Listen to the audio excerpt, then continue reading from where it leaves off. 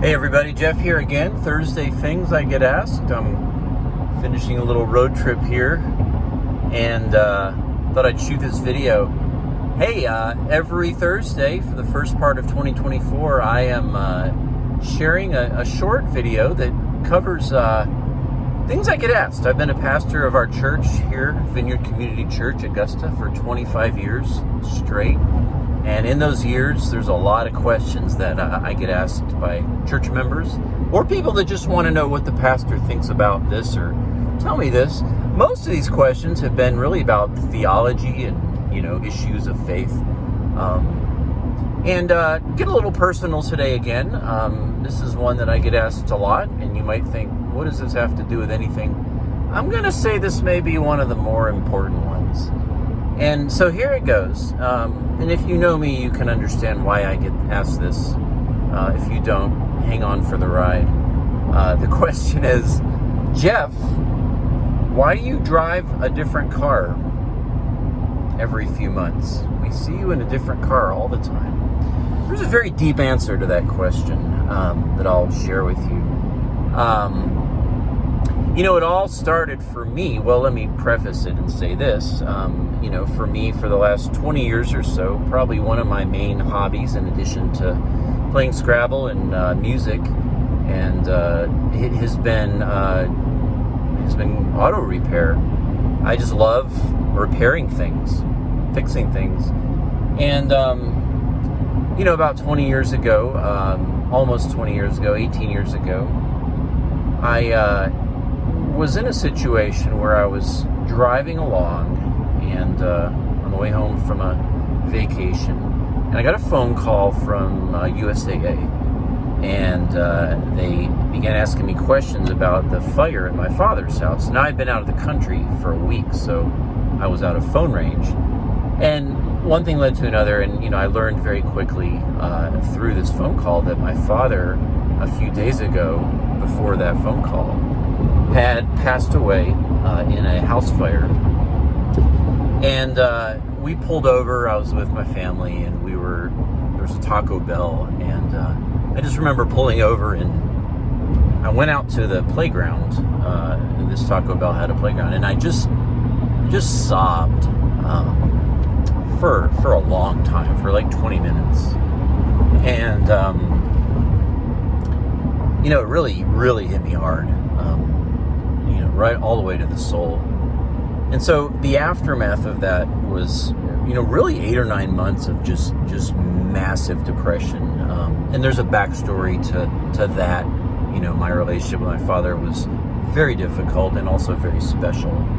So when he passed away, and the way that he passed away, it really, really broke me, really badly. So I remember one day, in that first 8 to 9 months of just crying all the time and not sleeping and having nightmares, I was sitting in a chair just with a kind of like a blank stare on my face, and my wife Jennifer looked at me and she said, "You need hobbies." And it was great. It was great counsel. It really was. Shifting a manual transmission while steering, while holding the phone. So she told me that, and I thought, that's probably true. I need something to do to get my mind off this. And honestly, up to that point in my life, I really just having, 3 kids at the time, I really just didn't have a lot of time for hobbies and for myself. So I made a point at that point in my life, as a blow-off valve, if you would, or a distractor, or a healthy outlet to stress, to start trying to do some things for me that I enjoyed. And I picked cars. I grew up, my dad had a few cars, and I just kind of, there were always car magazines lying around, so I kind of had a little bit of interest. And, I just started watching YouTube videos, and, I would buy a car. I bought a car for $125 once. That little red car I've been driving the last couple of years that I just got rid of, but I bought that for $500, fixed it, and, kind of just the hobbies for me has become, I'll find something that's usually pretty broke, usually a $1,000 special, and spend some time under it and get my hands dirty. And it's just really I find a lot of peace in doing that. And so whatever it is, art, music is another one for me. I love buying instruments, learning how to play them, playing them with other people. Gardening, whatever it might be. The Bible says laughter is good medicine. And so I think we need to find things that make us laugh, that make us just enjoy life. And there's another verse I want to end here with, and it's in Ecclesiastes. And I forget where it is, but it says, don't take it too seriously when you hear someone criticizing you, because you've done the same thing to others.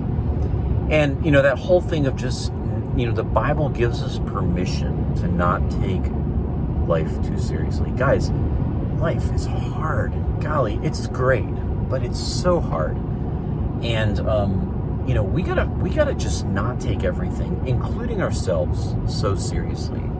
And for me, when I'm under a car that costs me $500 and I've got oil all over my body and, trying to figure something out and checking out the YouTube videos, there's just a certain release that you get when you find something you enjoy and you just put yourself into it.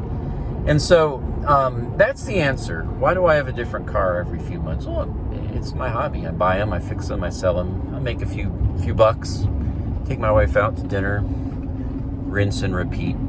And very spiritual thing, having fun. You need to have fun, okay?